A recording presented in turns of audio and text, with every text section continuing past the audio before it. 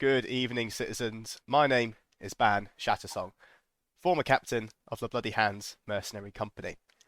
And today we're going to be talking about the Saturday of E1. Now, I have two very special guests with me, so, without further ado, special guests, reveal yourselves. Just the quiet chuckling in the background. Did nobody Sorry, it else was like too the tempting. take me out intro and then silence? Like, Well, the problem is we weren't sure. We've got no eye contact. Can't tell you who's going first, so it's that Yeah. trepidation of like, woo. Anyway, It's that improv I'm game, Matty. yes. And I'm Sol, and we were not on last episode talking We about were how not. we would be No, on no, no. the next episode, so we're definitely surprise guests. Yeah, super surprising. Yeah, very surprising. I'm surprised. Are you surprised? No, Saturday. Oh. Wow. Let's Jesus. get right into it. God, that felt like a car. Like watching a car just hit a fucking raccoon in the road. The raccoon of hope. Who's the car? Who's the raccoon? The raccoon is you. Who's the Sol. raccoon? Well, the raccoon probably didn't make it, so Yeah, that's just mean. That's uncalled for. Right. What do you mean? Nothing's gone wrong yet. It's a Saturday. I need another bottle of Carver.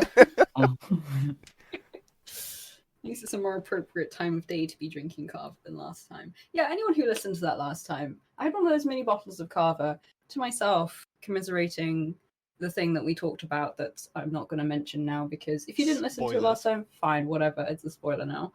If you did, great. I had a whole one of those, which is like 2 large glasses. It was the middle of the afternoon, and I hadn't eaten any lunch. It was an interesting afternoon. Much like it was an interesting event. Indeed. A solemn event. Mm-hmm. Speaking of solemn, Sol, do you want to kick us off? Shut up, Matty. Say anything. Do you want to start off the Saturday morning? And I think realistically, the first thing is monstering, right? Woke up. Fuck. Oh. Put on my monstering gear. Put on my new orc mask. Ooh. The morning I wake up, and we got prepared for an emu or an EMU. Oh yes, it was the first outing. It was first outing of the Black Scar EMU, organised by Rifflin Finn. In competition with the head honcho Andy Connell to get it all cleared and sorted before time. Mm-hmm. Indeed. It sounded like it took quite a lot of effort. Yeah, he'd prepared. Well, a lot of effort from him. We had to get like 20 of us locked in, making sure. Yeah, herding cats.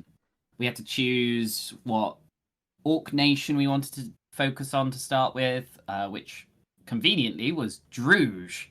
And we are monstering as Druge on the morning. Yeah, to pick a archetype as well, and I think we were Packad, which are like heavy skirmishers. Mm-hmm.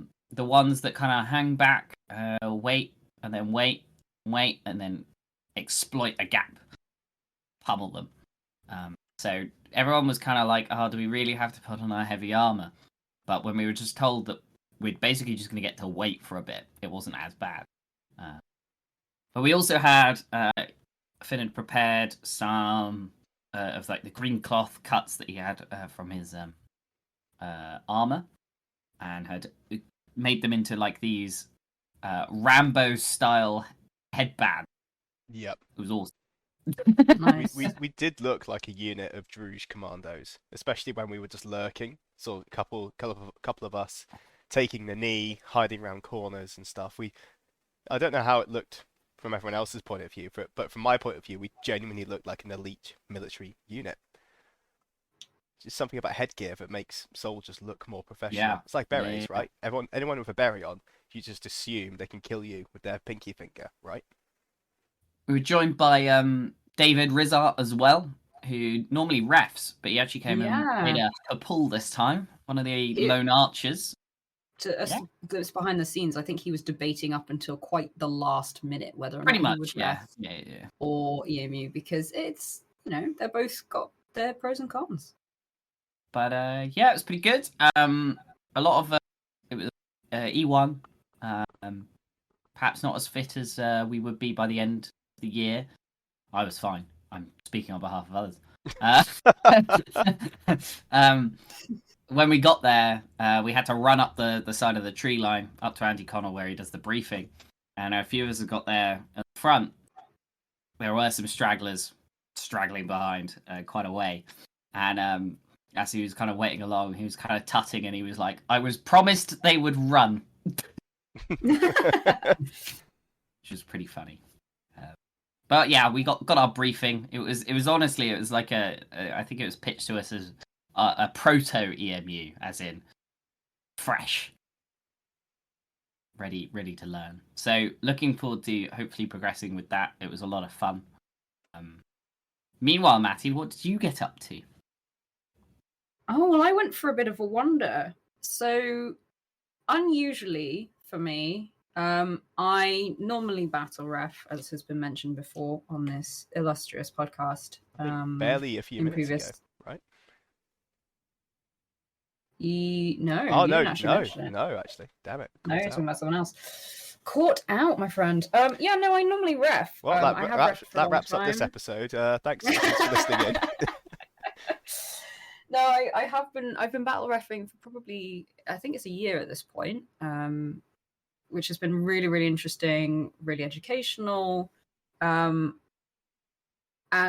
just a slightly nicer pace. I found I enjoy it more than monstering personally. I've had a good time. I've learned a lot, but I've also been able to feel like I'm of good use as well. But yeah, unfortunately, I had a medical reason not to be able to ref, which I won't go into too much detail on. It's nothing crazy. It's just kind of a boring medical story.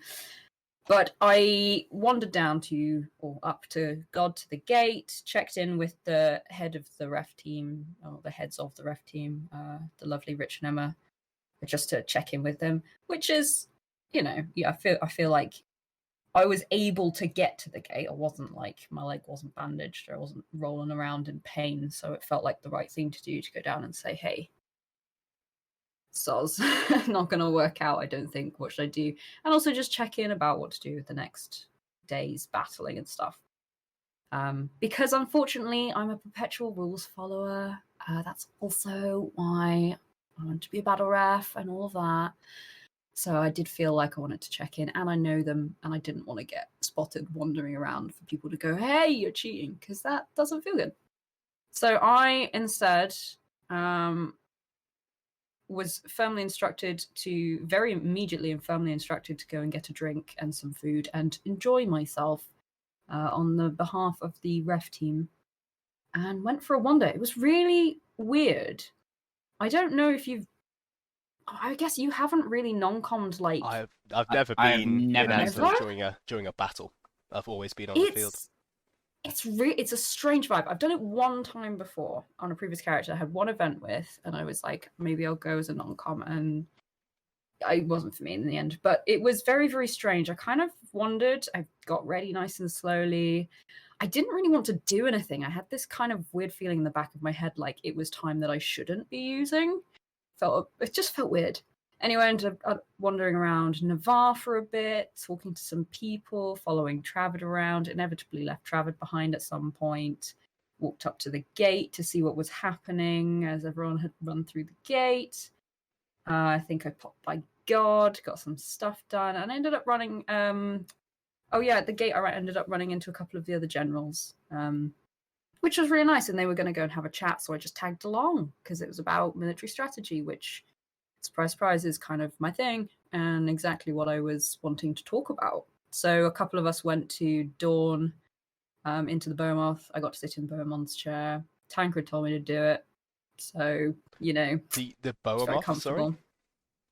Right. Now, forgive me, because I've only heard this, and I could have got it wrong, but I believe that they've called the giant, massive fuck-off tent of the Durandals, the big blue tent. I believe it's known as the Beaumont. Because it's a behemoth. Right. And I believe Beaumont is the head of the... rondels. I don't really know how Dawn works. Apologies in advance. But yeah, it was really nice. Sat down inside, chilled out, talked through loads of military things. It's really nice to get to talk about these things like in small groups, because different small groups, you get lots of different opinions, advice, tips, answers, that kind of thing. But also you can really pitch your ideas, and like I was able to ask loads of questions, double check things, also pitch things, to people on a smaller scale that didn't feel quite so overwhelming and not so pressed for time. Also got some Bucks Fizz, which was nice. And then Azanath dropped by. We shared a cookie. It was nice. It was just really quite wholesome and productive. It was very strange.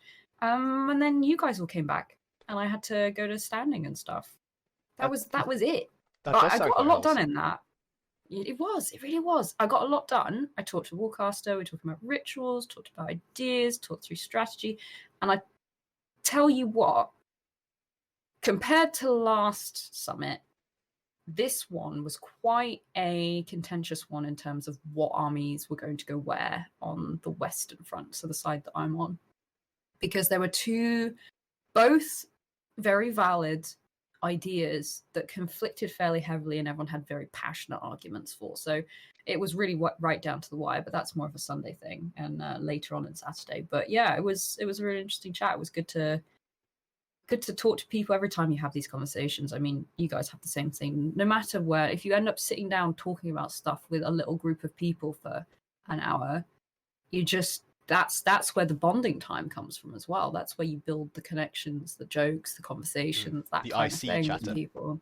Not Yeah, like camp exactly. chatter. This is with other characters you don't really know, but by the end of it you Yeah. do. Yeah, exactly. Like it felt like chatting with colleagues about work, but then just like enjoying it, and also just getting to know each other in terms of that kind of thing as well. And Tancred, who is one of the generals of Dawn, spoiler alert, not really, but he's one of the what we would call probably tactical heads in the tent. So he's one of the ones that comes up with, I think everyone should go here, and these people should go here, and that, and we'll do this ritual and that. And he's really, really good at that. Like he's really made kind of a reputation for himself in doing that. So I was super excited to have a good chat with him about it. IC, because you can have as many chats as you like, OC, about how things work, but I really wanted to have those conversations IC and also build up a bit more reputation of like, that's stuff that I'm interested in. So yeah, it was good to build on that. And yeah, that was it. That was my Saturday morning. It went by so easily. It didn't go too fast. It didn't go too slow. 10 out of 10 Saturday morning. Oh, nice. That's the thing. You don't want to be bored at Yeah. Empire. I mean, No, I'd I argue think for I us it's was. hard to be bored, but some of my Yeah. early events, I was bored in the afternoon. I was I like, was definitely what's going bored the on? last time I non-commed Hmm. because I didn't have stuff to do and I didn't have people to hang out with. But there are, obviously there are other generals, there are other people in positions, there are a lot of people in positions that don't take the field who are hanging around. So there's a lot of those kind of conversations you can have. And we had a conversation later on the military council tent about how actually, because this thing keeps rearing its head of, you're not automatically a battlefield commander if you're a general, and that's true. There are quite a lot of generals who are also battlefield commanders. They just seem to carry a lot of the same skills. But Is this there are lots the of urge to benefits kill, to being right? a non-com. That's the The key urge to general. kill, the need to defeat an enemy continuously, and to compete with your fellow nations. No, but it was really interesting. So I was kind of going, yeah, actually, I really liked that. If there was if things were different, that there might have been a conversation to be had about what was going to happen going forwards. But Is this when we smash cut to what Chris and Sol were doing whilst monstering? Because there's yeah, Running away. this is where we intercut the screaming and whacking of foam weapons, I'm not gonna lie. and then back to me sipping my Bucks Fizz in a little tankard, sharing it with Asana. A lot of running away. The entire Druge line seemed to just keep fleeing yeah. and retreating. It was an absolute nightmare, honestly. We got some good scraps in there. I made it to the very end as my one boy. That's not bad. That's not bad. And then had to basically take on an entire line by myself with a spear, and it didn't go well. But I was going, right, well, this is it. Nowhere else to go. No one coming with me. So this is it. And well, I tried to take down as many as I could as I went down, but very little you could do. Still good fun. Don't get me wrong. But I feel like this is foreshadowing in the fact that it felt like we were very outnumbered. Yeah, it was. Yeah. It did not feel like we had the force mass to actually resist the Imperials. I mean, to maybe go Yeah. against the grain. I'm a little bit salty about. I mean, the battles in general across E1, but especially the monstering on Saturday because our unit was cool. We Riff. followed our brief as well. Yeah, I suppose we did, but in terms of like you come out and sometimes regardless of the brief, you say, "Oh, that was a tasty little scrap. That was good. Got my ass handed to me, but you know what? I enjoyed that." Because we didn't like you point out, Sol. We didn't really take many casualties, but a lot of the fight was kind of just standing in a line, ooga boogering each other, and then running off if anything bad happened, and then rinse and repeat. And we didn't really get stuck in and kill many Imperials or because we had like a get unit of murdered. 20, and we were waiting to basically find a unit of similar size that were engaged that we could then rock into. The problem is we were the heavies at the back, inverted commas, waiting for that opportunity. Instead, all that happened was all of the lines around us folded, and we were in front again. It's the thing that happens just in general. Yeah. Black Scar have found themselves in that situation before. Yeah, that's a very OC skill thing as well. That's people tend to not hold lines like professional but soldiers, right? There's holding lines, there's running, and then there's running until there's literally nowhere else you could go, which was this. We did get Yeah. cornered. That's The like Brass Coast the got us, panic of Matty. the orcs The at Brass end Coast of got Return us. of the King. Yeah, When but like, Sauron goes down and they just start fleeing. but at least Gothmog is like, pikes in front, archers behind. Like, there's a semblance of order, and at And least some of them are there to resist the Rohirrim. Are you saying that the heroes and monsters of the Empire are less organized than the orcs of Mordor? Yes. Yeah, Yeah, I'd agree there. fair enough. Yeah. I think that's actually the crux of the matter. I think, and I mean, it is again, it's experience, it's understanding, it's all of those things, and I think there was a lot of green on the field, so to know, it's not actually having to go at anyone in particular. It's more just The player a base. general More case general of hatred. there were so many times I basically was bouncing between units after ours basically got Murder. pushed back as far as go to just try and get some action moving, and I'd get like 2 people next to me and then go, all right, let's go for the charge, and then it would be like one of those 2 manages to actually get there with me, and then it's like, well, now it's 2 versus 7. Okay, well, this isn't going to go well, let's back off. Yeah. And that's basically what the entire fight, no one put any, well, I'm sure there were other places on the battlefield, but wherever we were, just no useful charges. Yes, I think that useless. Yeah, we didn't commit at any point because on the field No. we got pushed off the main field super easy. We didn't even charge. I don't think we ever charged. I think we just received a couple charges in the woods, but on the main field we just the whole line kind of dithered of Uek, what's going on, and it's such a shame because the Imperials got spawn camped basically by some of the Druge Outrider units, which was absolutely awesome to watch. We watched this swirling whirlpool of Druge light infantry charge into the vanguard of the Imperial army, and they fucked them up. They fucked them up good.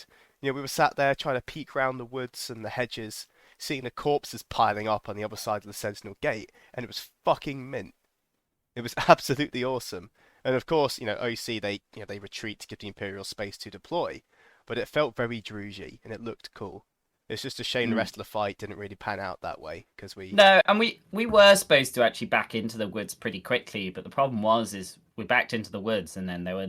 Well, it just There's turns no into another force actually fucking doing gate something. fight. Yeah, I hate that. Like, I know there's mass repels are basically designed for that kind of scenario, but they're just not prevalent enough. And people Even don't with take it. Druge, though, you've got other tactics other than holding the gate, i.e., creating that funnel and then cutting people. Like, you gotta play more Druge, you know. Yeah, We were very static Druge, which shouldn't be the case. yeah. But And also, other than that, the I know E&E I stuff did- was good. One thing I did hear, one critique that I have heard. There are always critiques that fly around about the battles and things. Everything's constantly improving.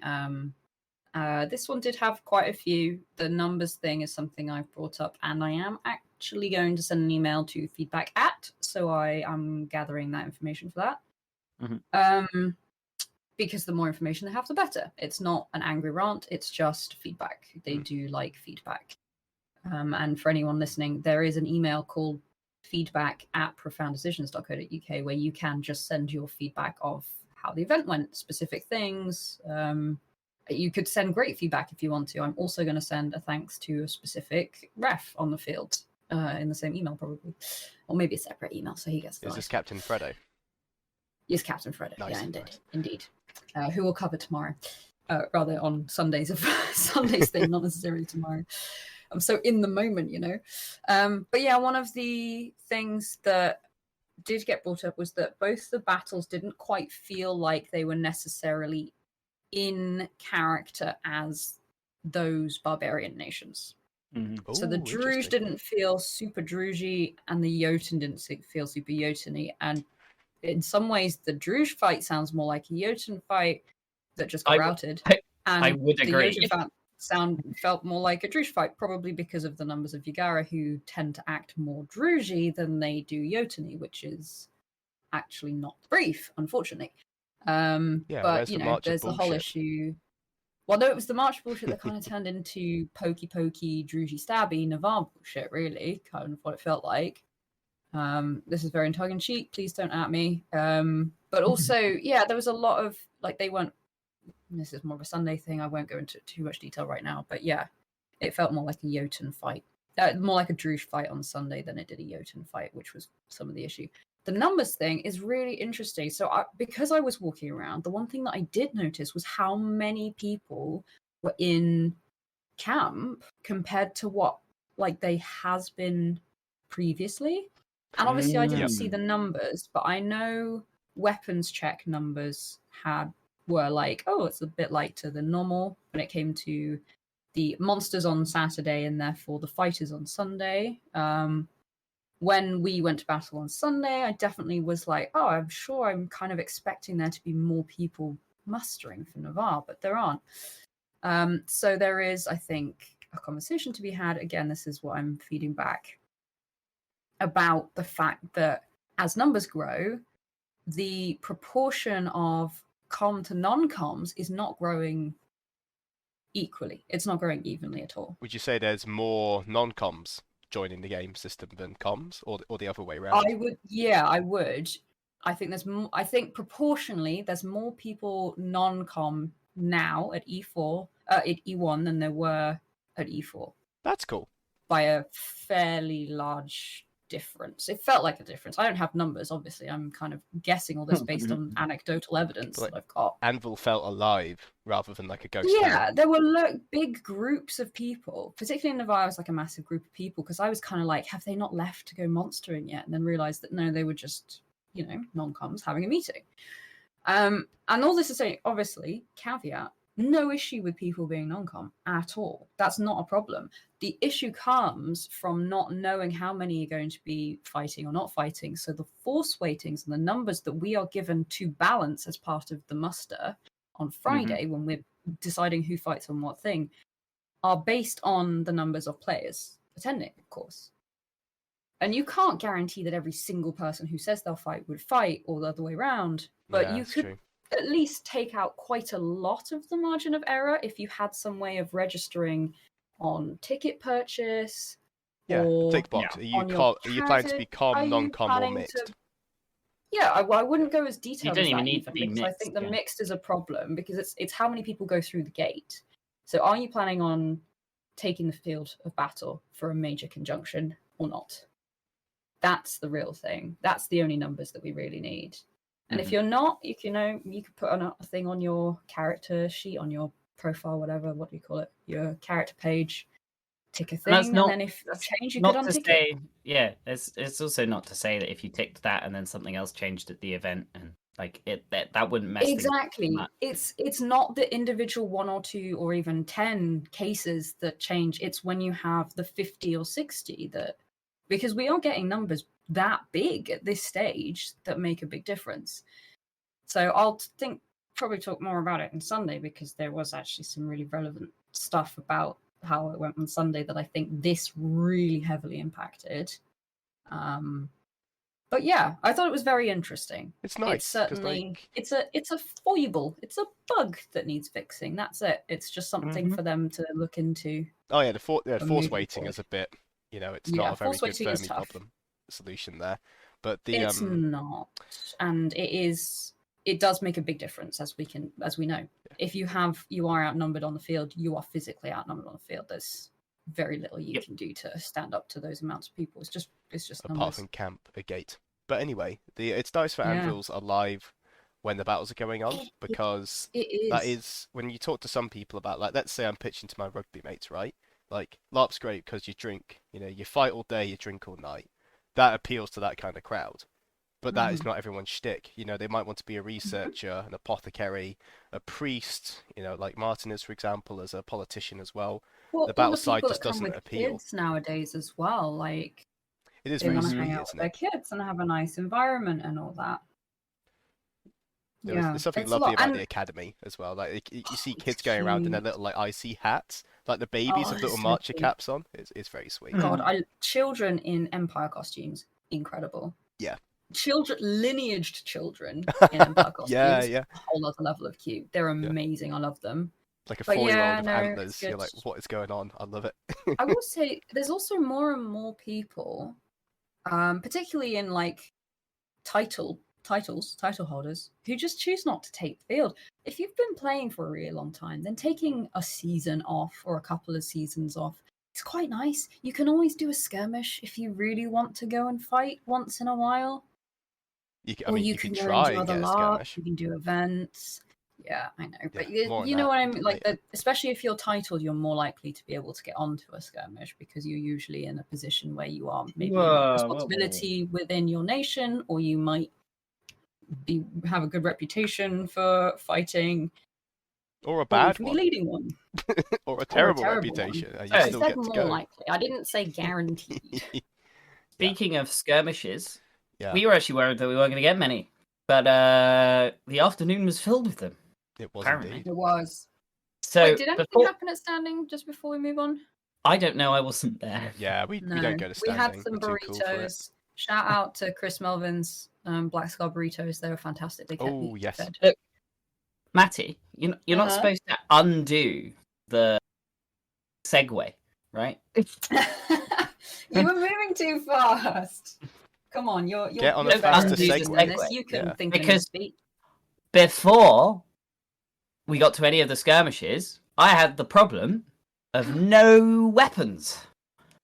I have weapons, but the missing swords, which was literally the first thing I did after monstering. So I managed to catch up with Silk, who'd informed me that the magpies they'd been brought to the magpies for investigation. Was that Apparently, the night before? Yes, that was the night before. Oh, yeah. They hadn't been handed in yet, so I managed to find him. He said they hadn't been handed in yet, but you got to go and find something house in Highguard. It's up by the gate. So off I go. Off we go for a walk. I think we were heading to God anyway, so we're gonna stop there on the way. We start walking along, and we get there, and I find ex-person of this house who was waiting outside, and I think he is one of the magpies. He was the one investigating it. I came to him and started talking about, I've heard you found a couple of swords with fitting this description. And he went, oh yeah, that's the second thing I've heard about. No. There's only one set. They're mine. You've got them, and they're mine. I dropped them here yesterday by accident. Don't get too excited. Please don't get too excited. You have my swords. There isn't another set. And he was like, oh, that's very peculiar. So, started kind of taking them down. He was just like, yeah, so they'd been dropped dubiously, was the words. I remember that. That was ridiculous. Dropped dubiously at the camp entrance of I think it. What are they called? It's oh been my god! long You since dropped E1. your swords and they thought it was a threat. Yeah, yeah. They thought it was something interesting because for those who don't know, I've got a pair of swords known as Kellen blades that allow you to do call venom when you hit both of them at the same time using a hero point. They're a very special item that was given to one of our Navari artisans. Find out and play. Which is what these people were doing.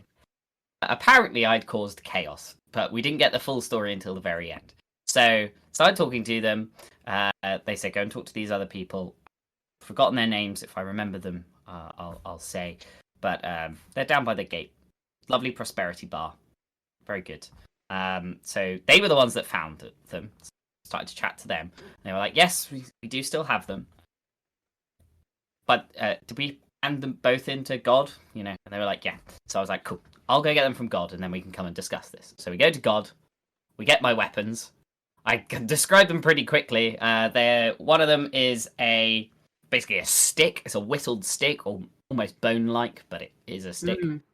And the other one is like as long as you can get for a single hand, with a nice ornate little handguard on. And as with Farron has always had, non-matching swords because I haven't bought them. Well, did you almost buy the matching bone sword? No. I was never buying matching. Never. That's cringe, Matty. Come on. No, so the reason why I have that is there were two for sale. I just couldn't. That one's which Clay bought. But the thin one I wanted as my defensive one because I do fight Ambi. I have it as a defensive one, and having that one slightly shorter is actually very useful because of the way that you can fight with them. You don't have to always be lugging around these really long ones on both hands. That one also travels a lot faster and it's slightly stronger, so it's much better at a parrying blade than the other one. But you can still use it. It's still great. Anyway, found them, headed back, and then what I did is I gave him the bone-ish one, the wooden one, and said, tie the ribbon on that. Now we can have the discussion. And he went through this story. Basically, last night, you know, the swords were dropped dubiously. We took them to the Artisans Guild. Like, do you just colour them and call them the dubious swords? I know what I'm going to call them. The Dubois. We'll get to that. Oh yeah, we know. So I was gonna. They took them to the Artisans Guild, and they were like, "Well, we don't know what these do. We don't know how to make them." Took them to the Magpies. We're like, "Have you heard of these?" And they were like, "No." And basically, it was like 25 people all across Highguard and elsewhere involved in this plot of my missing swords. And the best thing is I basically spoke to them, told them who could make them, exactly what they do, and typed up all of their answers. But my god, yeah, apparently the guy was at a party the night before, like an in-character party, and umming and ahhing because he needed to go and investigate these swords, so I had to leave the party early. Yeah, I caused chaos. But made loads of friends. My friend. So they were like, That's how you know, they got incited, they got detect magic, obviously, to find out what they did. So all they were asking were for a little bit of compensation on that part, to basically for them to give me my weapon back. And like it's a craftable item. I think it cost me 2.5 throne originally, and it's only got a couple seasons left. But they said a couple crown, and I went, yeah, that's fair. That was about the what I had in my head, because I had dropped them dubiously. They charged you 2 crowns for stealing your stuff. They didn't steal it. I dropped them. Yeah, that's what I'm hearing too. If I put my keys down... Oh, we're not going into fines again and arguments within Shattersong, okay? It was my problem. I get to pay for it. Thank you. Yeah, you're right. Yep. Right. And a story. I paid for the story more than anything. We're sorry, Sol. Sorry, we'll never talk about it again. I should be complaining about fine issues. Yeah, you should now. Yeah. You've paid me back. But yeah, so I got the weapons back, met a load of Highguard friends, made some Highguard friends. We did, yeah. We actually spoke to the actual person who'd found them, which was a couple down who'd given them into God, and they were like, "That's really cool. I'm just really interested. How do you fight with these things?" And so, you know, gave them a couple of tips. told them what I do, and they were like, "Oh," because they were feeling them and going, "These are really nice." And I think the props themselves, like the fizz reps, they're very nice weapons. They're might light. I think that actually tied into the fact that they thought it was something a bit more special because I'm fizz repping them properly. Damn. But yeah, one of the guys liked my weapon so much he had to go and get himself one with a similar weighting, which I found really funny. So he'd bought himself a different fizz rep that was similar. That's banging. You should take that to Mike Light and say, "Weapon's so good, you'll assume it's PD plus." I will let him know if he's at E2 or whatever, because that was very funny. And yeah, they were like, "Well, we've got a couple of skirmishes coming up. How about you come along with us? You can be in our group, and we'll see how you use them." And I went, "Hell yeah!" Hell to the yeah. We were already planning to do a couple later, so I was like, "Yeah, I'll stick around. I'll come join you if you need me." So yeah, Made some new friends. We met their New friends. is it Exarch, who's the leader of a High Guard chapter? I think it is. probably. Yeah, sounds about right. But or no, or is that Urizen? I don't know. Either way. Look, no idea. No idea. Sounds kind of right. I don't know. It's very hard. It's Yeah. hard keeping track of other nations' culture. I know.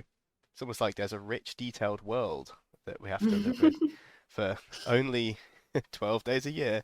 But anyway, we met a chattering skull. I'm not sure if that was the same time frame, but they had their previous dead leader. They had a skull that it was like a mechanical one where the jaw would just gnash at you at random sometimes. So they held the skull, and it would they'd say, "Oh, don't look too closely," and if you did, it would fucking go for you, and it was absolutely brilliant. And it had like the labyrinth on it in black paint and some runes. It was a very cool prop. Wow. Very cool. I think at this point, Matty, you were in probably military council. Or was Yeah, I this was trying to post-standing? think. I don't think I really said anything at standing. We didn't really need to. There was a Thorns Council after standing, but again, I didn't really need to go to that. So I think I probably just head off to military council. Yeah. It's probably stuff doing. It's really hard to remember. Even a day after, it's hard to remember what I spent the day doing.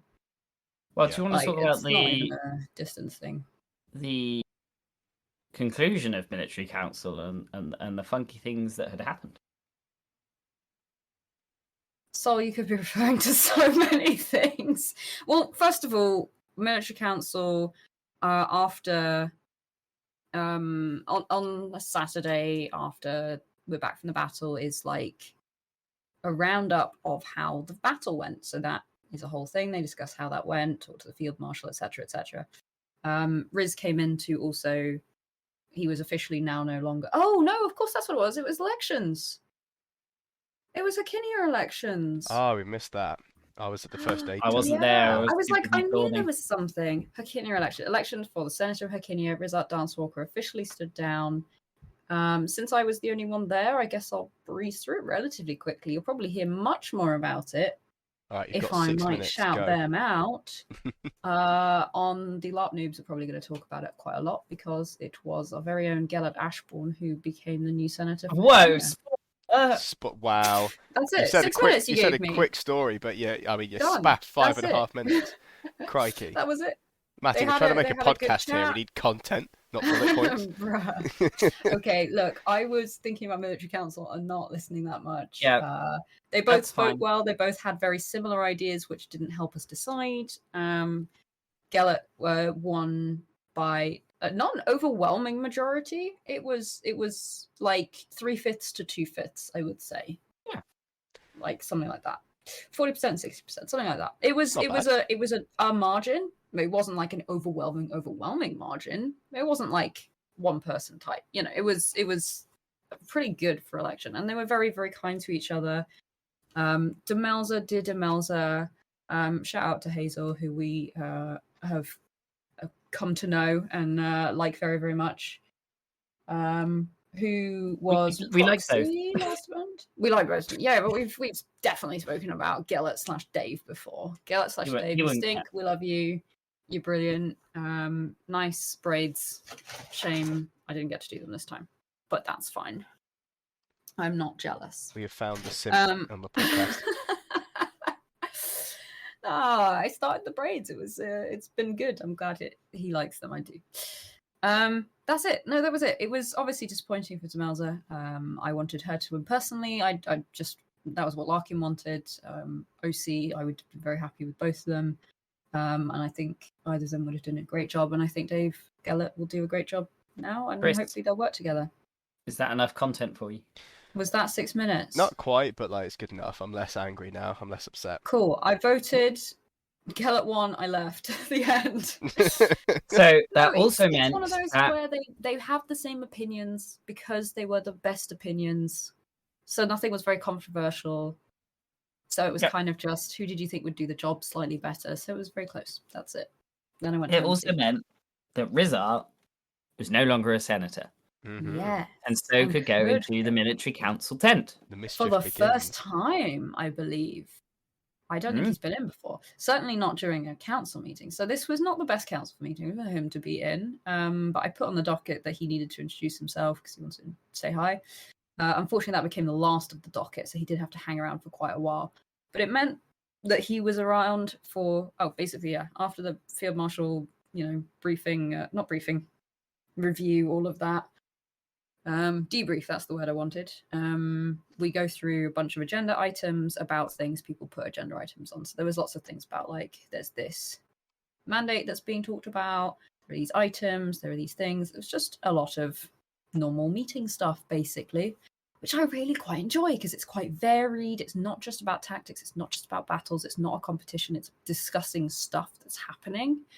You get to talk to a lot of other people across the field who come in to say their piece, all that kind of stuff.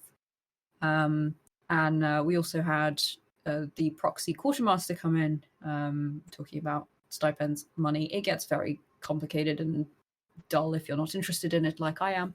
But David got a great moment certainly I thought it was great, but then I am a nerd. So I thought it was great that he, as an very recent ex-senator, got to say a few pieces, in rebuttal to certain things, but also clarify a few things about the Senate view on matters. Because the Senate and the Military Council aren't great friends. It's almost like out of their senators titles, aren't a lot of allowed in the characters are MC friends. tent. Yes, I know. And military council is always often at the same time as Senate, so most of them don't go in there. Who would want to anyway? Yeah, cringe. But anyway, it's out of their titles, most of those characters are friends. But when it comes to the roles they do, God, there's just no way to get along. And there are a lot of things within the game that don't help that, basically. But it was very interesting to have multiple viewpoints on it. I had a great time. I had a big, nice sit down, and I was given the coolest fizz wrap. Right. I don't know that anyone else thinks this is the coolest fizz wrap, but I think it's the coolest fizz wrap. It was a horn, but it was carved out and shaped. It was the most tactile thing ever. It was beautiful. Unfortunately, when I was handed it, I was told, "Hi, here's the MacGuffin you need." Unfortunately, the ribbons come off. We can confirm it hasn't been stolen because it has never left the player's person since yesterday when it was picked up off skirmish. As in retrieved. That was the point of that skirmish. Definitely not stolen. Handed directly to... it was Rivardi, in fact, who handed it to me and said this, and I utterly believed them. I was like, shit.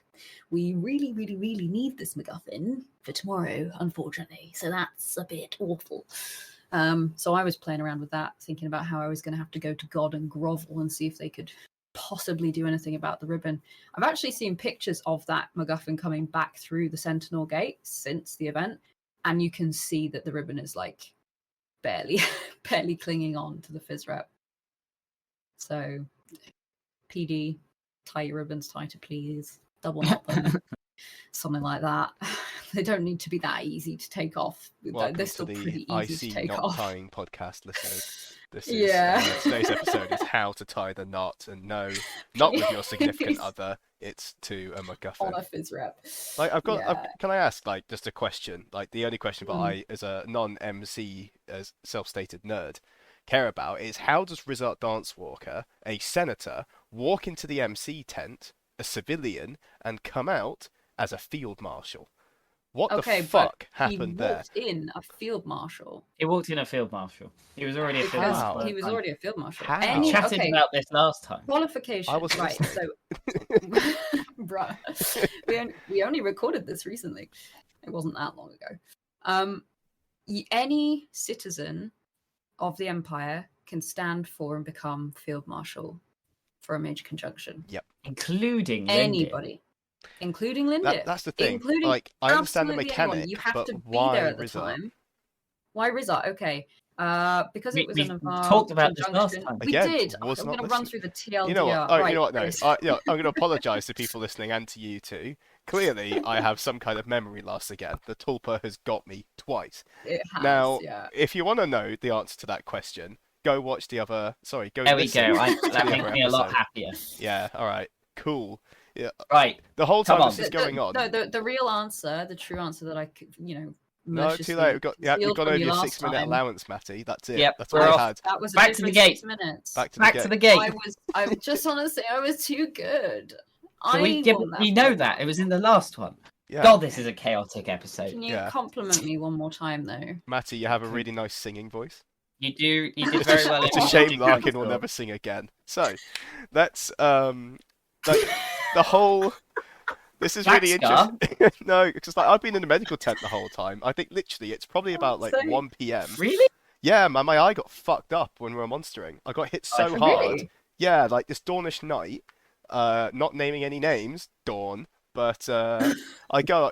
I'm basically orc number 69 with a crummy ass mace. I do an obvious swing of like, "Grr, come on, come get me." So he fucking gets me by full force, flat blading me, literally in the eye socket. There's a gash, not like on my eye socket, Oh my but on the actual God. eyelid. It's like my eyelid Oh my goes, God. "Get down, Mr. President." Does get slashed? It doesn't go all the way through, luckily, but it fucking blacks, and What? there was like this huge black eye I was building, and like I was fully bloodshot and everything. And it took Oh like my god. I had to sit Did- down for 10 minutes. I was like, that fucking. It wasn't like blackout, but it. Like you get a really strong head blow Yeah. and snaps your Did head you around. alert any of the refs about who that was? No, I just dropped. I went blind and dropped, and Yeah. then crawled to a tree Okay. and sat there Would for you be 5 able to minutes. describe them / notice who that was? Not on the podcast, on the but also podcast. like I can No, use no. I can use Another colours time. and nations, and it doesn't narrow it down, unfortunately. A Well, Dawnish we might knight talk wearing about that plate afterwards, armor 'cause doesn't that really is help. But yeah, something to register. yeah. So at Gwilyn, Greg took me to the medical tent and got my eye Mm. washed out afterwards, and then God, I didn't realise that happened at all. yeah, it's because I was Oof. just off. So what I think I hung out with Sol for a little bit on the sword thing, but yeah, Yep. went to got myself cleaned up properly because the other Were you in the problem. MC tent quite a lot, Sol? I On was that bit. in and out. In and out. I did. I was so during your time there in the military council, we'd come over in full plate or in full gear because we Mhm. were skirmishing. But I kept running errands for you. Yeah. All right. I don't need to talk about them. They're just errands. No, they just Just happened. nondescript Yeah, errands. it was a good meeting. I really like the Herald meetings, the military council meetings. I don't know what any of the other meetings and any of the other things are like, but the Herald does a really good job running them. I've been to them, and military council is where I keep ending up. So Yeah, I would say as chaotic as everyone says it is in military council, as long and boring as it is, it's well run in the sense that the Herald keeps everyone on task. There is the very overwhelming thing of one voice, like so you don't get a lot of like crosstalk. It can be hard to hear Yeah. someone sometimes because there's quite a lot of people in the tent and we still don't have like a side to the tent, so there's a lot of outside noise. But it's actually really fine. Like thinking about Senate where you have to stand up and you can't leave and anything like that, and you have to vote on everything. God, military council's a doddle when it comes to that. So much more Unlike- freeing. this podcast. So I don't Let like us- the Yeah, we don't shade. have Let a us- Herald. smash through these 4 skirmishes in the next 5 minutes because we can do this, Chris. All right, let's go for it. Step 1: Black Scar turn up for a skirmish Mhm. Which one with was it? the High Exorcist that we've been paid for. Oh, yes. Mix around with numbers. Goes from 70 to 20. 30. 70 to 30. 30. But yeah, absolutely. They then This is a PD. walk problem. through the gate. and it goes back up to 60 without telling anybody. Oh, really? Yeah. So we're all waiting out there, having been paid Well, to wait I around. believe the actual details, it didn't go back up to 60. It was supposed to have gone down to 60 from 70, but it never did. It got miscommunicated. I've heard mixed on that. So to keep it short, that is kind of what happened. We then were paid to obviously go on the skirmish. They still paid us and just said, could you wait around because there might be tormented souls. Chris, do you know what tormented souls are? No, Sol, why don't you tell us? Well, I hoped you could tell us. Oh, I can. Okay, no, I can actually. So, they're very uncommon in monster skirmishes, but there are wraiths in the Empire, or doomed spirits, banshees, and then those kind of creatures, and they're immune to everything apart from magic, and B, when they gut you, and they will gut you because they have impale automatically, you get cursed immediately, and you become. Wow. I mean, No wait, wonder so no have one you wants said to go tortured and souls fight here? back in. I think this was tortured or Tortured souls, tormented. cool. Tormented souls. So slightly different angle with tormented souls is that these are the leftovers of the Druge in Zenith. So what the Druge do is they get someone to the point, well, the torture point, where they can no longer enter the labyrinth, hang around on the mortal plane as a ghost basically, and they're hyper aggressive, hyper dangerous, and they take a lot to kill. And just like with the other banshees and shit, they'll curse you to fuck on the way out. And the only way they can be killed is exercised, I think. Lots of things about people not like testing colors and things. Yeah, because I you don't only know. see in black and white if you're cursed. Yeah. Yeah, So interesting. people I keep remember that asking, what from colour is my last cod event piece? or the event before. So yeah, One time we basically went for a trip. because Black Skull were there and paid to go on the skirmish, they were like, some lovely brass coat man was freeborn, sorry.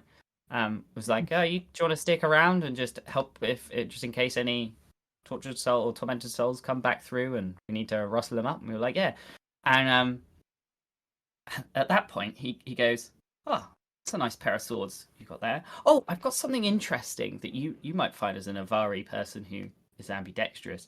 Okay. Last night, there was a pair of weapons found. I went, I know, they're these ones. This wasn't the only time that happened this afternoon. Oh my so God. I will say that. So we didn't get to go on that one. This story will follow you across the next few events.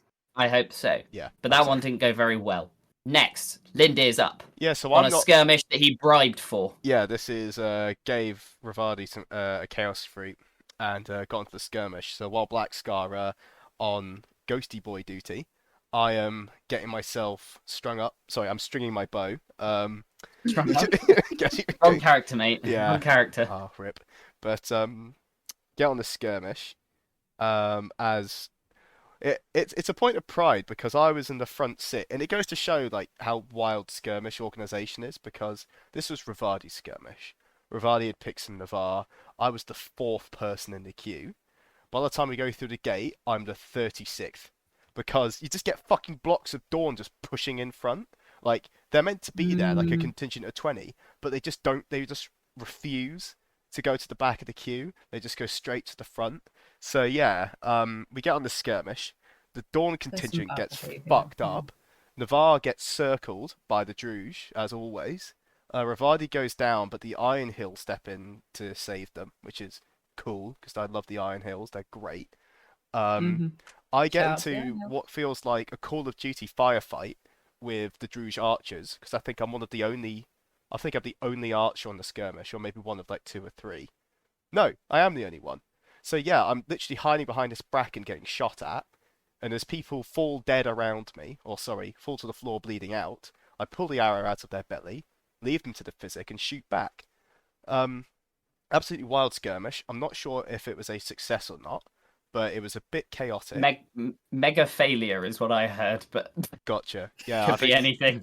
Like, yeah, I mean, Ravadi said we're going to stick together and we're going to basically like tactical blob them, which is commanding 101 and it's a good strategy. So like no qualms there. We're going to go in, apply all of our force in one place, and crack the nut.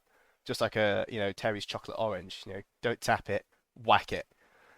Navarre then, obviously on some kind of reflex arc, deploy and then disappear off into the woods, leaving Dawn alone. So Dawn then get picked apart. Navarre can't fight to defend themselves. Everyone gets kettled, and then we start to die as we literally get caught in a crossfire. We eventually fight our way out. It's a good scrap. Don't get me wrong. I see Lindir doesn't understand objectives, but OC, it was a good fucking fight. That was a good skirmish. It was a lot of fun. 5 stars. We get out, and I'm unfortunately low on ammo, which takes us So to the next skirmish, Sol.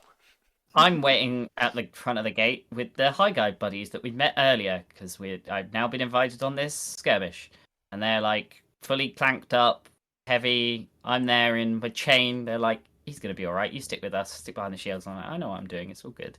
And Lindir had been asked on this as well because he was by the campfire at the time. And he rocks up, and you're wearing your leather. You've got a bow, no sword, and 1 arrow. And these guys are looking at him like, "Are you sure you're ready for this?" And then I basically turn into this pitch of, now normally I would suggest no, but you haven't seen this person fight. They are perfectly prepared for this battle. You have not met. You have not met Lindir Lindir. / Ban Shattersong, rest in peace. You've not met Chris Anson. You haven't met Chris Anson combat on the machine. battlefield. And they were like, okay, sure. They, skeptical for sure.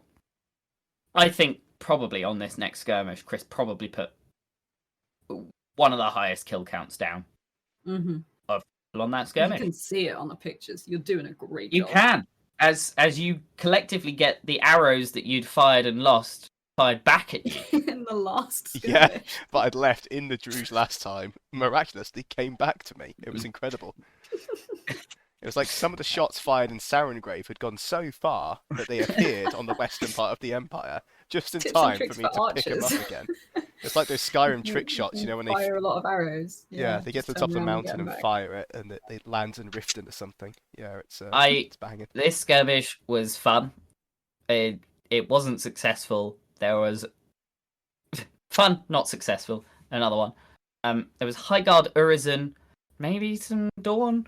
I don't know. There was a lot going on, and we were just a couple of Navari with a Highguard contingent, with the leader of the Highguard who just started in like light armor, just would yell with me, and then sprint at a Druge. And it was just, what is going on? Meanwhile, Urizen are complaining once again that no one's pushing up with them. It was basically what I'm trying to say is it was nice to see that other nations have the same problems as we do. Yeah. Yes, we're It all was- in this together. Chaos. We were alright though. I saved one of the High Guard people, or helped save one of the High Guard people that we went in with who'd gone down. He was actually ended up being a tormented soul. That was what he got put down by. Oh, damn. But they dealt with that. It was all good. Yeah, the spooky boys. You Yeah, got that one. and there's some funky pics of Lindir getting some super cool shots. Good Yeah. skirmish. Yeah, it's pretty good. Enjoyed. They were like, yeah, nicely fought. And invited us on a later one, but I said I've got too many because I had like 2 more that evening anyway. So We did. We had the infamous 8:30 one, but maybe we'll leave that until. we'll leave that to 8:30. later. Yeah. But yeah, it was basically a quick run of skirmishes. Finally, I could go and take my armor off for a bit. But I'm not done yet. No, you're not. We got the 5 p.m. skirmish organised by Stefan from the Navarchers, and shout out to the Navarchers because let's be real here. Black Scar is the premier unit in Navarre, and I'm totally biased in saying that, but I feel like it's kind of based on fact. Now, Well, we got hired a number of times this event. yeah, I think we've got Something going on. 15, 16 MC commendations. Like it's Yeah, there's a lot. consistent. Now, the Navarchers, not only are they archers are just good in combat, good kills. It's bringing a gun to a knife fight almost. Their coherency as a unit is very solid. They have a buddy-buddy system that they follow and drill. And then finally, Stefan, I've forgotten their Is damn that it. his IC name? That's OC, and I've forgotten the IC name, and I hate myself for Yeah. it. But basically, when he organises skirmishes, they go well. Like you turn up, and if there's 10 slots, he's guaranteed we'll get those 10 slots, and he brings 10 people, and it all just works smoothly, and we don't get gate shocked because we're always at the vanguard as scouts and archers, right, as skirmishers, and they're just an absolute pleasure to fight with. So like 9 out of 10 wouldn't have Archer again. Now, unfortunately, speaking of gate chaos, the skirmish is cut. The amount of slots on the skirmish that we have is cut down from 15 to 5 before we go on. So at this point, I tip my hat that doesn't exist and I walk off back to camp. But apparently, it wasn't that fun. It was I think they were providing security on some kind of deal or investigation. It wasn't your standard clobber the orcs kind of skirmish. It seemed to be a very politically driven one, but apparently it wasn't the best. But still got a I shout don't know out. what was up that evening, but it seemed to be. Well, I do. I've heard OC what was happening, but for the sake of it, there was a lot of skirmishes that evening that kept changing their numbers. Was the War Like- Scout high on bite or something? Probably. Yeah. Don't I blame will him. hear nothing against the War Scout. They are delightful and wonderful. they are. And also they get it fed wasn't- all the information through an earpiece, so it's probably not their fault. All OC stuff. I believe it was something to do with reading off the wrong database. That's what I've heard on the grapevine. Doesn't really matter. I Things- could make a lot of sense, yeah. Cool. That It's sounds just like one that of was those fine. OC things that you can't fix, so you just have to make them have happened IC and deal with it. All right. Sorry, I had to mute. I've got a cat who keeps meowing really loudly, so I can have to mute myself. But yeah, there's been a few of those. There's things that they happen kind of because of an OC issue. And yeah, it kind of sucks, but you can't wreck on them. So you just have to accept that they have happened IC and justify them IC and work on them IC, and someone's got to take responsibility, you know? I'm going to choose to kinda ignore sucks, that but- rule. You know. Gonna have my own skirmish in the car park with Well, my that's fair. my bow and some Warhammer models. How many people do you need for that? It's a 70-person skirmish. It lasts. Is it still a 70-person skirmish? It 3 will. seconds later? Gone It down to will 3. be. It will be. It's where you all line up, and it's how many ranks of you can I go through with my car before the wheel gets jammed. Where are we? 'Cause to be fair, we're in after that, Brikelliand. I don't think I I don't got know. up to much until the evening. Yeah, I just wandered around quite a lot. I went to sort out the ribbon. God were really good about it in the end, which was really awesome, especially because I could specify that it was MacGuffin from this skirmish so they could find it. Because initially it looked like, well, it's a ribbon, it's gone, there's no way to do anything about that, which would have been fair enough. Scroll down, my dude, thank you. I'm reading from your Oh, screen. sorry, yeah, from the super secret episode plot The list. super secret thing to remind me of what happened. Yeah, went for a walk with Rizat and Delora, one of my very good friends now in military council. Isabel's awesome. We went and found smoothies. We had a smoothie quest. I went around with Velasco, one of the other freeborn generals, looking for people who could do a ritual. And yeah, that basically. Sounds like we're then getting on. Then we did the War Scout meeting. Did you come to that, Sol? When was that? The field marshal one with Yeah, Dave. I was there. Yeah. Okay. TLDR, there was a War Scout meeting about Basically, Sunday yeah. battle. I have a lot of We things I found could out some say stuff, about had it. a lot of chats, and that's that. I'm not going to say it on the podcast though. Yeah. So, let's move And along. mostly IC chats. The rest of it was it happened. That was good. There. Then I had tactic strategy meeting, which is the one that's officially set aside for us to actually talk about where the armies go, which got I went to get very food. interesting. That's what happened then. Food? You went We to went get to get food. food because it was Yes, the you had your second catering. Second night of catering. Excelente. This tonight it was casserole. Oh, Very I heard good. good things about the catering. The catering was exceptional. Shame he's not going to be there for E2, but E3, you better both get on that properly. Oh, yeah. Because it was so Well, I'll good. actually be able to, enjoy it because obviously meetings get in the way of eating a little bit. But surely you're still going to your Sorry. meetings, like Oh yeah. Oh. Well, Wow, if Sol, anyone's rude. well, Wow, if Sol, anyone's rude. I would be shocked if anyone's listening to the episode 2 after not having listened to episode 1 where we Wait. talk about it. Wait, you died? Wait, what? Bessie the Bard is Spoilers. dead. Chris, was there anything that happened before we met you back at the camp? Yes. Well, excellent, because I think that's where we've got to. All right then. Yeah. So, as you might know, Lindir's a good boy, but he has some bad No. habits now. Shut your mouth. Shut your sword-dropping mouth. Now, Lindir is a good boy, but he's been ground down by the things he's seen in the Sarin Grave, and also hanging out with you lot. And then the final straw is going to Nightmare Land, Not responsible. otherwise known as Brokeliand, and picking up some magic jelly beans. Now, go back and listen to the first episode about the things that happened. But TLDR, I have a rep as a drug dealer now. And what happened is that rep continued to grow and get further and further out of hand on the afternoon of Saturday. So after I finished skirmishing, and even between the skirmishes, I had people coming up to me going, "Are you Lindir Thornheart?" And there is, I can't describe the fear, dear citizens, the raw, unrelenting fear when someone says your name, but you don't know who they are, because it's almost Yeah. always bad news. And luckily Well, I this will time, say you have more trauma with that than most. are you banned Shattersong? Yeah. No, I'm Are you a militia in disguise? Banal Whisperroot. who wants to know? Oh, we've Remember, got this friends, the curse. answer is always why. Mm-hmm. But for Lindir, it's an OC feeling I need to shrug. But basically, Lindir started selling more fruit. Now, I need 5 for my forest, but at this point we had like 24, 26, and we were just creaming through these. People were buying them. Our rumours we started were pumping up the price, and we caught the attention of some other, maybe not nefarious characters, but certainly some traders in the narcotics area.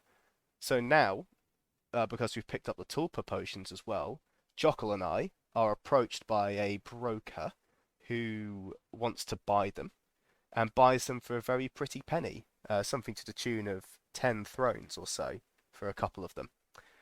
Also buy some chaos fruits Wait, and some information. What? Yeah, What did you have? that's a great question, Matty, because it's not on the wiki, and that's all I'll say. Oh my god. Yeah. That's probably why it costs so much. Well, I'm a very good salesperson, I like to think. And Mm. I twisted a fine, well, not even twisted, I just told a fine tale of how we acquired them, how many chaos fruit were lost in this noble endeavour, and the estimated price of each one. And the thing is, Maybe you have Jockle to and hope I that they're not worth like 50 thrones and you got shortchanged. have no idea, but one of them does have Ilium in. But that one is ours. Anyway, so yeah, by the end of the afternoon, so the highlight of our Friday evening trading is a 5 throne coin, which we've all like nibbled because we've never seen that much money. Broker McBadass here says, "Can you break a 20 throne piece?" And at this point, I can respond with yes. Yeah, yes, I can. So we do. And now Lindir in his possession has a chunk of thrones, a 5 throne, and a 20 throne coin, and a bag full of Oh fruit. wow. So Saturday afternoon and early evening, he's feeling a bit like a baller. It sets up the night beautifully, but that's what I was doing on Saturday afternoon, selling potions and buying fruit. So then catering, and then Mhm. it was an impromptu blooding. Mm. The impromptu blooding of Blackscar. By impromptu, I mean it's been mentioned that we were going to do it this event, but we didn't do it on the Friday, so I kind of thought, oh, we're just not doing it. And then at about 8 o'clock, 8:30, no, it must be later than that. Is it 'Cause it was after the post- skirmish, after the quickie? Skirmish, which was we don't need we can talk about it in about as long as the skirmish took. Probably longer. The 8:30 skirmish, Tall George, sure you've heard of it. The most Famous now. successful and quick skirmish ever. 70 people went out, including Black Front, tasked with dealing with the Jotun. We didn't really meet any Jotun. The scouts just did a very good job at scouting, found Tall George, and we left. Done. That was it. Yeah. Very good success. very good success. So quick, I'd forgotten about it. So then it was the blooding and food and whatnot. So it must have been about 9 o'clock, I'd say. The sun had gone down. Yeah, it was dark. Had our food. We'd started some drinks, and someone yells, "Blooding, blooding, blooding!" And as a guide in Black Scar, I impromptu led it, You did indeed. asking lots of questions of the victim. I mean, the wannabe Black Scars. I don't know that we've ever talked about what a blooding is on this. I don't think we should. No. Yeah, that's quite It's close. a really black need to scar. know. Just yeah, specify. It's a black scar specific thing. It's not a wider Navarre thing. for anyone Ritual listening. oath-taking ceremony. Yeah. But it tends to happen different every time. Yep. But with some similar things. But Lindir asked to join the Black Scar Cornball. Well, I was kind of invited, and I said yes. Let's get our facts straight here. I wasn't simping. I don't know. I just did. You have been playing hard to get for a few seasons It's now. It's been deliberate, but you with your overall organisation and ass kicking this event, you hooked me. You got me good. Yeah. So And also, John. normally it would involve some questions. It did. It involved some questions from the guide, some questions from the crowd. But yours opened a little differently, didn't it? As chants around the fire for "eat the fruit, eat the fruit." No. Yeah, they forced me to eat one of the pineapples, the super rare, allegedly two-thrown pineapple one. They just wanted you to eat some chaos fruit. You were the one who made it be the pineapple. I selected it at random. I pulled it out of my pouch and I ate one of the most valuable things on my person because I was peer pressured into it. Didn't partake in the chant. I will say that. Well, that's good to know, Farron. Yeah. But the fruit was I looked at the lammy and then I threw it in the fire, and Finn lost his mind because he was like, "No, we need to read that." But unfortunately, I am actually a simp for the spirit of the game, so he just had to assume from my role playing and ask me questions as to what the actual fruit was. Oh, but you read it, right? Oh yeah, I read it. Yeah. Oh, okay. It basically made me super aggressive and super calm, but very unstable between those two states of being.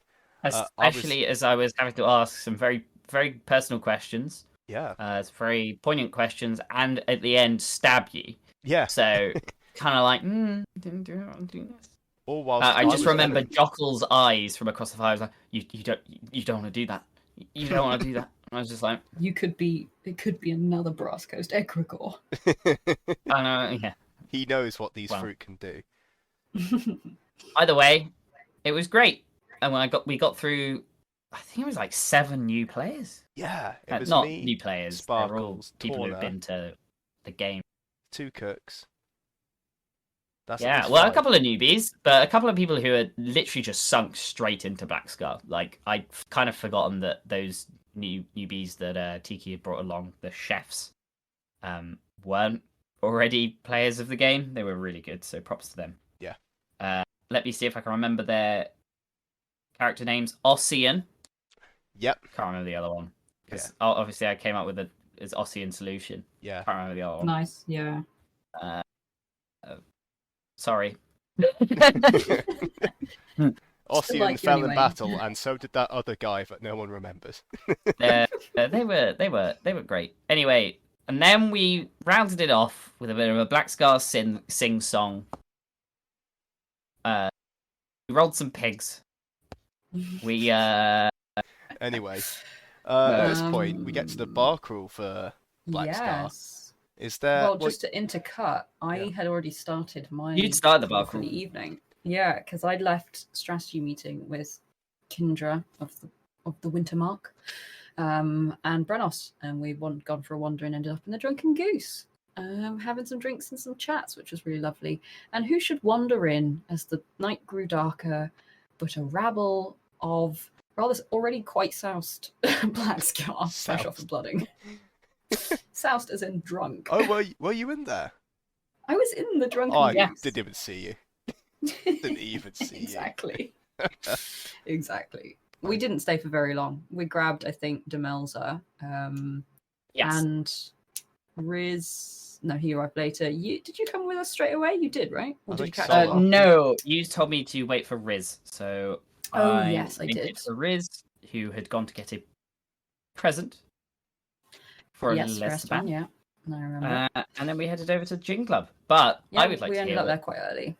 what on earth was happening Well, on the other yeah, side of I Anvil. mean, all I'll say is because basically, and I don't have that much more to add, to be honest, is that after we left, we ended up in Gin Club very early, stayed there until it closed, talked to a lot of people, had a lot of fun chats, and yeah, it was a I great did too. night. It's the first time in Gin Club, which was hysterical because Yes, David of course. Wimpenny Gellert had asked me how, like, I need to find Rizza, I need to find my ticket. I was like, you don't need to, just rock up and tell them who you are and whatnot. I'm sure you'll get in.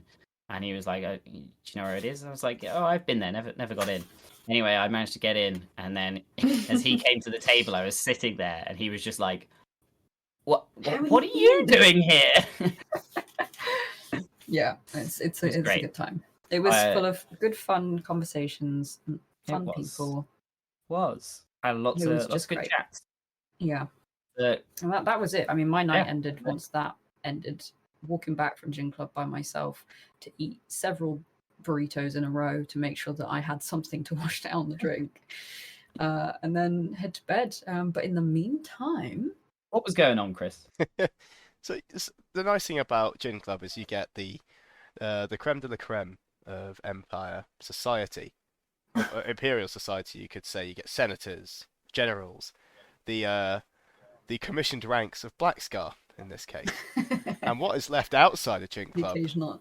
are the NCOs and the dog soldiers of Black Scar. And you left Anvil defenseless. As we go around with, okay, we had one leadership figure, and that was Neve. Neve the Changeling, the wild beast of Brokeliand. Grandma. Yeah, the Brandmar, the bitch of Brokeliand, and I mean that in a nice way. I think it's Slag. I've heard the Slag? slag of Brokeliand. Sorry, that's For it. reasons of typoing. Yeah, the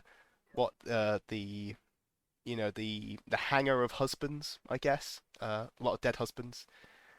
Fundamentally a fantastic leadership figure, but not one to keep things controlled. You also have another 15 dog soldiers with her, myself included, who are a little bit sloshed from dinner, and the pub crawl begins. And I don't know if anyone listening to this, and including you two as well, has ever seen a pub crawl actually last at Anvil, because I was very skeptical about this.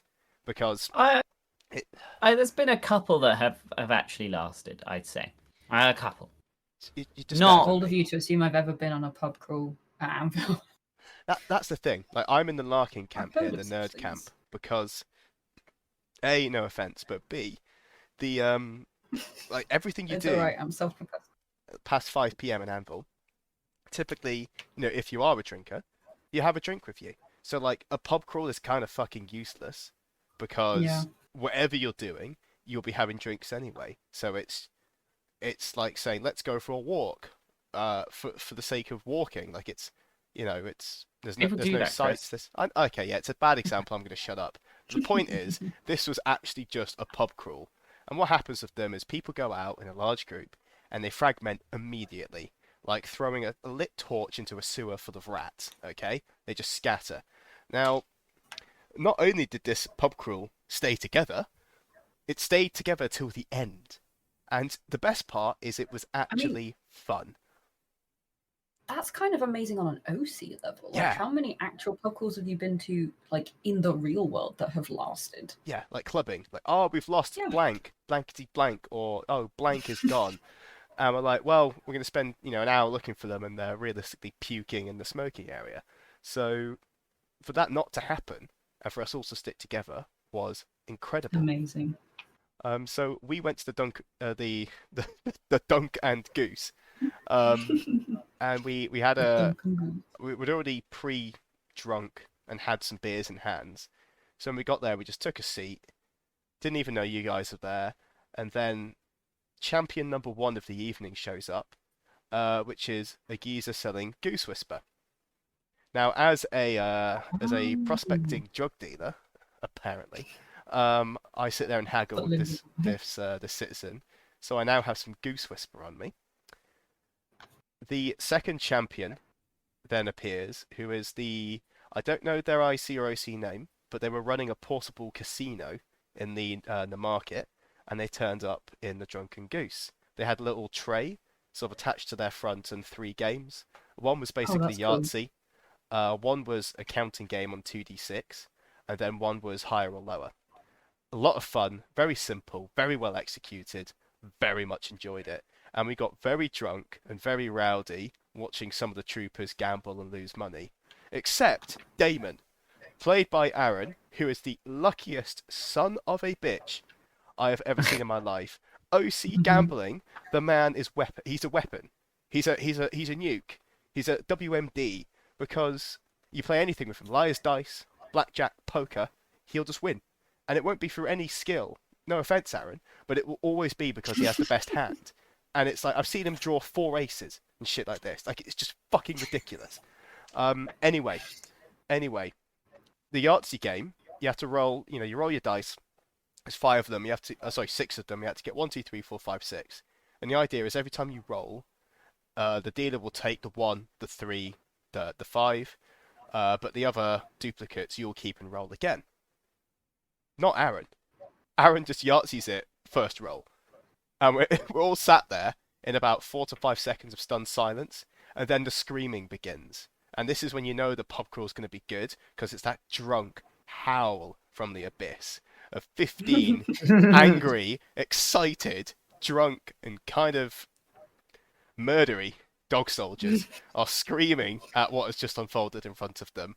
The poor clientele I'm so sorry for, because I think I saw about 5 or 6 people leave. Like, my ears started to ring after this yell. It lasted for a good 15 seconds or so, but it just felt like an eternity. After that, we played a couple more rounds. I think we actually won all of them, to be fair. And then our kind casino friend trots Wow. off into the evening. That's awesome. We reload our drinks, say our goodbyes, and trot off onto the field. And this is where we decide to start wrecking pubs. So we walk across to the league, and we find this tent, held open, lights on indoors. We go in, and there was a delightful bar, a wooden one with loads of artwork and like sort of carving and crafting on it. It was fantastic. I poke my head in, and I go, "Is this bar open?" And the barkeep's like, "Oh, yes, it is. How many have you got?" And I said, 22. And behind the Can't mask, tell if delighted or afraid. delighted fear is you can see Yeah. the cogs, the money cogs, the money bags start cha-chinging behind this barkeep's eyes, but also the fear as 22 tipsy/drunk thorns start to barge into the tent. There's enough space for us. We're not OC damaging anything, but we're getting rowdy. And we're singing Someone Rolled a Piggy. We're playing Daddy No. We're Oh buying a lot of no. drinks. What happens is, because it's kind of like a semicircle of benches, but then standing space. So we had 2 mini games of Daddy No going on, and they would sometimes intersect with each Oh other. god, you need to stop saying that out loud. For those who It's a don't know, very Daddy No poor-taste game. is a counting based university- game. It's very University drinking game, isn't it? funny. That's where I picked it up. I feel don't like know the I've origins. definitely heard about it in university. Yeah, but we use It's one Daddy of those No, kind of but games. you can use any funny You words. don't need to go in to explain it. Just know it's a drinking game. I feel like Yeah. it's the best drinking game. It's better than Whorehouse, which I've heard about. Not a fan of Whorehouse. Not very funny. Yeah, not as good. Not so great. Daddy No, fantastic. Because no one can count past 10, is what I've learned. But anyway, we get into this bar, and this is where the orc gloves thing starts to really kick off. Because we Oh, have no. we have Growl with us, who's played by one of our friends, associated ex-Black Scar player, went to the Imperial Orcs. But what Jockle has said to me this whole weekend so far is obviously orcs are ex-slaves, so they're shackles. And I have a pair of shackles, they're just a prop that come out. They came out for band stuff, not so much Lindir's stuff. But then Jockle started asking Lindir where his orc gloves were. Lindir does not know what orc gloves are, but these are another slang term for shackles that we've invented. So we started playing a version of do you remember Bogies in Dick and Dom in the Oh bungalow? no. But we played it with Did you orc actually? shackles, with an orc in the tent. And as we yell it louder and louder, Growl eventually catches on and he goes, "Why are you all asking about my gloves?" Because he's wearing gloves. At this point, we just comment and say, "Look, it's kind of cold. We're just jealous that you have gloves on. It must be nice." And we narrowly, by the skin of our teeth, get away from a bar fight. Oh, see, this is a very good friend of ours. Yeah, oh yeah, OC. We told him at the end, and he was like, "You son of a bitch." He's also a character who is like super about freedom and freeing or whatnot. Yeah. So it's even funnier. It was a very, very dangerous game to play. Actually, did not realize that. Yeah. And he would have stabbed you. Oh yeah, yeah, definitely. yeah, we would would not have won like that taken fight. on the entire Yeah. crew. Already drunk as you were. Yeah. So after that we finish up in that bar. We leave a healthy tip because after Brikeliand we're all ballers now. And then we march down the hill to Uncle Regretio's bar of regrets. We start doing shots. I'm hanging at the back, letting Tiki's new bloods partake in the drinking.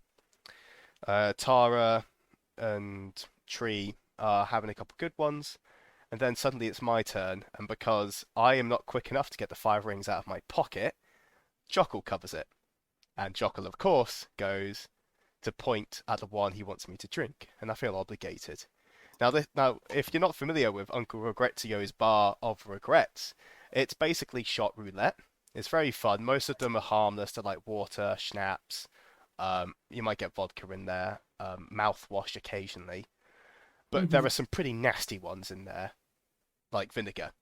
Or in this case, Ooh. what tasted like a mix of hand cream, toothpaste, and mayonnaise that was frozen and blended and served in a shot cup.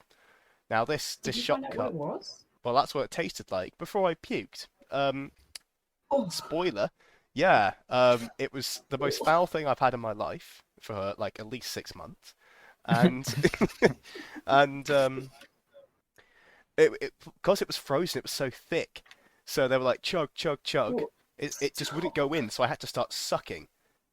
And because I'd already licked the bit of slime that came off the side, I'd licked it, so I already had enough time for this to spread on my palate, which was unpleasant. And then as I suckled from this shot glass, it got thicker and Stop thicker and speaking. soapier and soapier in my mouth until I could take it no more and just spat and heaved into the bin that they have strategically Yeah. placed by the bar. So yeah, they got me good. Thanks, Jockle. Thanks, buddy. And everyone else gets by with their shots with no foul event. So very lucky for them, but unfortunate for Lindir. We then move on to the final location of the pub crawl, which is another bar at the bottom of the league. We only went in because it was well lit. We'd kind of done, I say well lit, like it had benches, lots of like little LED flickering lighting. So it was like really thematic, really cool, and also kind of empty. So again, we go in, we're allowed in. Great, business is booming. We fill the place up immediately. Start dropping some heavy coin behind the bar. There's a fantastic Bakewell tart cocktail that is drained within 5 minutes by the platoon. There's loads of other sweet treats related cocktails, beers, wines, ciders. It is a fantastic bar. No idea what the place is called because at this point I am absolutely trashed. And what makes it even better is there was someone selling porn, specifically Kraken porn, or sorry, the Coctopus in this case. And as you can imagine from the name, it was a load of phallic octopus drawings that were were incredible. There were small, medium, and large prints. People were buying them by the handful, all comparing our Coctopus loot, and it was the best time. It was absolutely fantastic. And there was one final part to this pub crawl, just to It's round quite off. a good. Yeah, I was just gonna intersect briefly with Go this. for Quite it. a good market for smut in the Empire. Like, it's quite a big, booming business these days. It's incredible. More of it gets There's a lot produced, of and it. people want it Yeah, because I feel like it's the hot thing at the moment. quite literally, some of it is very hot. Yeah. I just feel like you go up to a group of people who are 3 or 4 ciders in, and you ask them, "Do you want to buy some?" Excuse me. Do you want to buy some porn? And the answer is almost never going to be no, Nah. especially if you give them a little teaser. So this salesperson, she was excellent. She unrolled the bottom half so you could see a couple tentacles with the knobs on the end, and we were like, okay, we've got to see that. That's good quality, smart. So yeah, I think people were dropping like crowns, a couple crowns for each piece, Nice. and it was high quality and well worth the cash. So we have a few drinks, sing Summon Roll the Piggy again. The barkeeper's looking a little concerned, but not too fussed. The barkeep then announces, well, if any of you would like something else to do, there's a casino out back. Now, Oh my this is music to my ears. Because my favourite thing to do in Anvil is gamble late at night with a load of dog troopers. It feels very dodgy, and it's great. And there's this casino in Varushka. Nothing bonds you more than that experience. There's nothing like joint loss. Yeah. Nothing like joint loss. So we go into this casino, wondering what it's going to be like. Now, bear in mind the honey pot and the citizen who runs it in Varushka is my favourite place in the Empire, hands down. Yeah. It's just better than Gin Club. Sorry, not sorry. No, it's a great place. It is a great place. It is great. Surprise, surprise! Honey Pot is being hosted in the league this event. So we Oh go my there, God. and there is a whole like a huge, like an oval shaped tent, not circular, but probably sleeps 16, big. Mhm. And he's brought there's a table in the corner for like basically the cash desk, and then there's a whole proper Vegas casino table in there. And it's not like on rickety legs or anything. It's stable. I can't imagine the fucking logistics of getting this thing to site. But it's got a roulette wheel inside it. It's got the green Oh my felt for everything God. else. And he's running blackjack, poker, no poker actually, but Texas Hold'em, and then of course roulette. So we go in and we're having some great times on the. He runs the really high stakes, high buy-ins games, right? You can Mhm. do, yes. Whatever you call them when you're in the know of these things. Private, the high rollers. Yeah, that's it. Yeah. Yeah, so we have a fantastic time, and he goes, Lindir, just the person I wanted to talk to, and I'm like, oh no, God no, What what's does that happening? mean?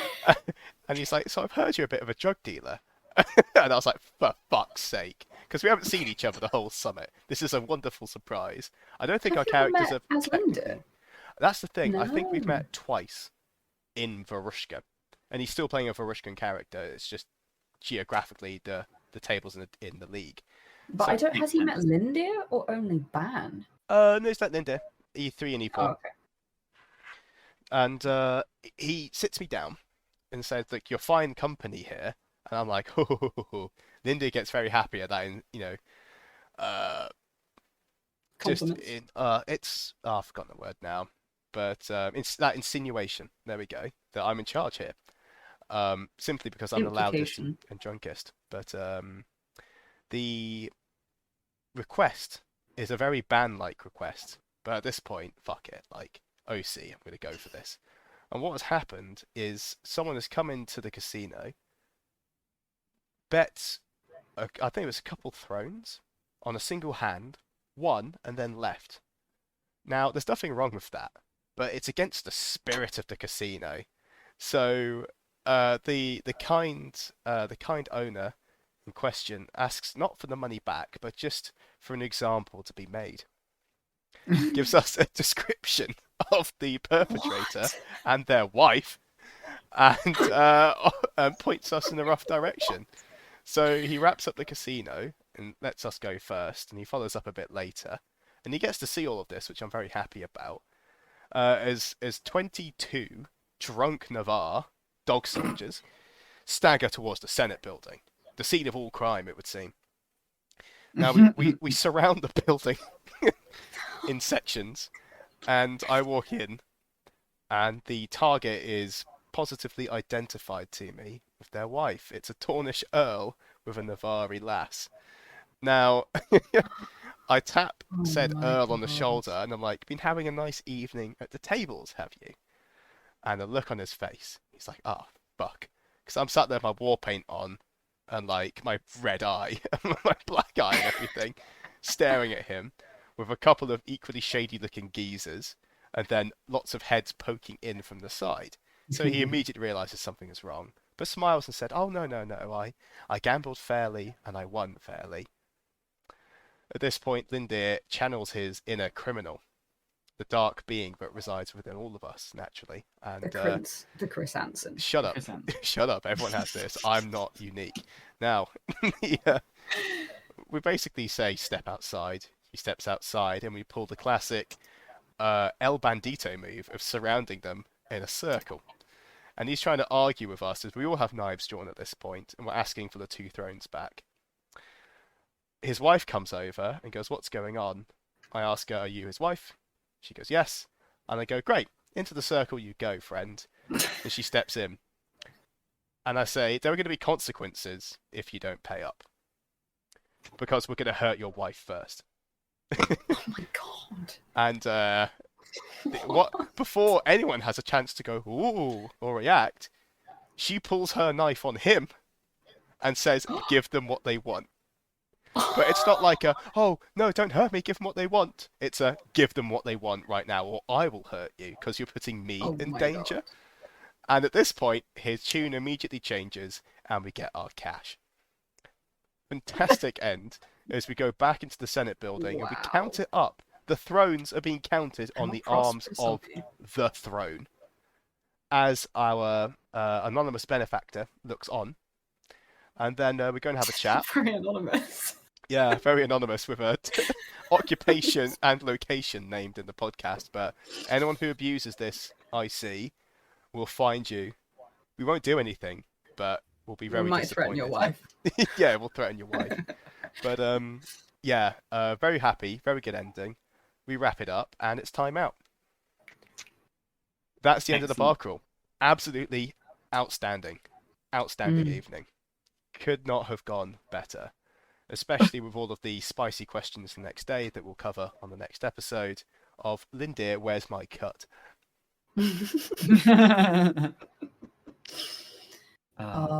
Saturday was a Ooh, good day. one fight, and I know I've been talking for longer than my 6 minutes of No. allocated time. Allowed. No, I hadn't heard any of this. It was really nice to hear. However, there is It's also one. your podcast, sir. Well, I'm not a tyrant. I like to think of myself as Communist. a warlord. But anyway, do any of you had anything to add? Basically, between like 12 and 1 a.m. No, just No. great chats. I will say one of the most interesting parts of my conversations can be reduced to Immortal Troll Soul.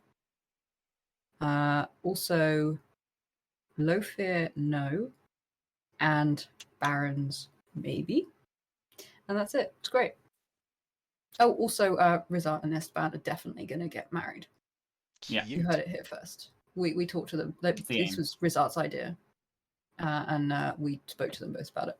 It's gonna happen. It's on the podcast, so it will happen. Yeah, Yeah. this podcast is 100% The great based. Rizat Dance Walker and Esteban E something Iguera, else. Feroz, whatever it is. E Frost Coast. E. One of those three.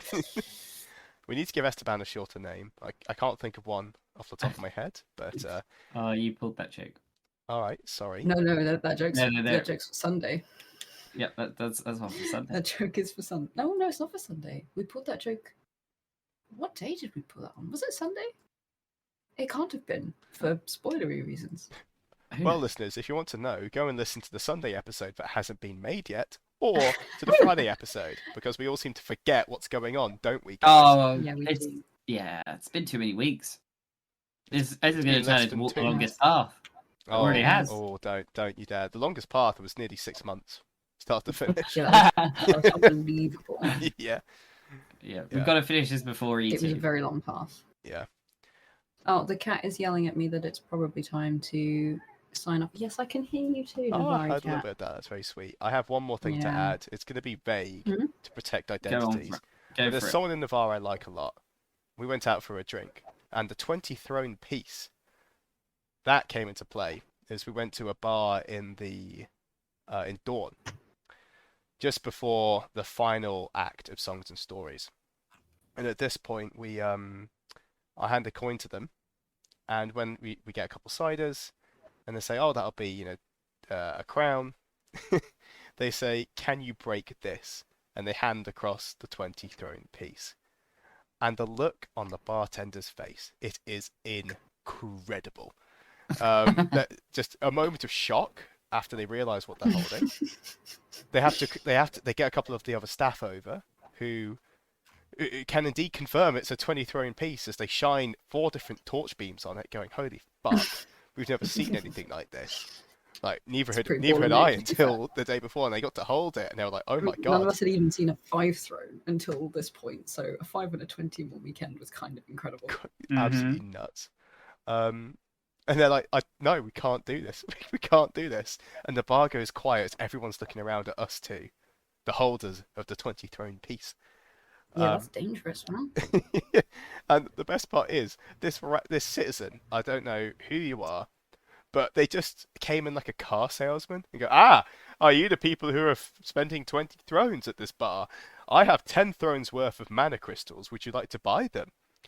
At this point, I respond. That's impressive. Yeah, that's a lot. But at this point, I've got... It's also just good salesmanship. Yeah, opportunity. And you don't ask, don't get. Now, at this point, I've had 5 ciders. And there's no way in hell I want to buy... It's just not a good idea to buy 10 throne of mana crystals at 12.49 on a 0.49 on a Sunday morning. But anyway, we go, well, 10 thrones is a bit small, isn't it?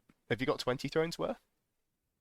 And the look on this dealer's face as his world shatters around him, and it felt very much like 1800s landed English gentry of going interacts with 10 the peasantry. Thrones, how poor, loathsome dung eater you are.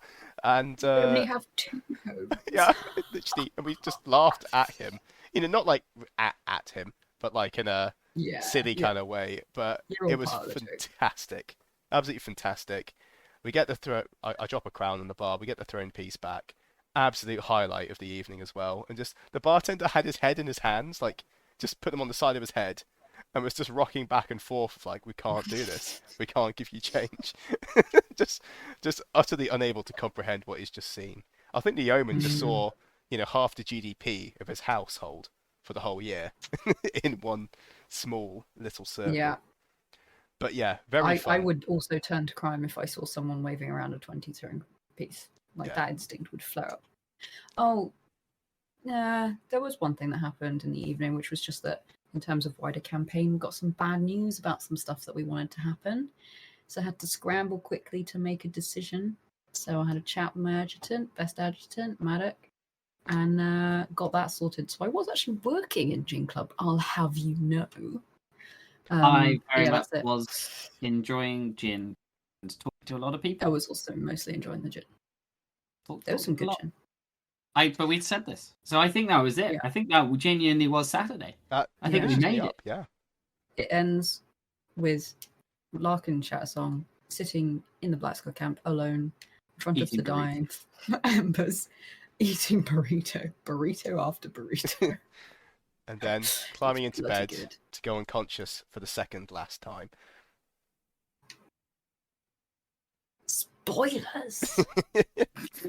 Spoilers for the pain that I'm going to be feeling. But yeah, that's it. That's Saturday. Yeah. You heard it here, citizens. You want some pain? Sign in next time to the Sunday episode, which is going to have a very sad thumbnail on it. I've seen it. It's sad. Dead yet?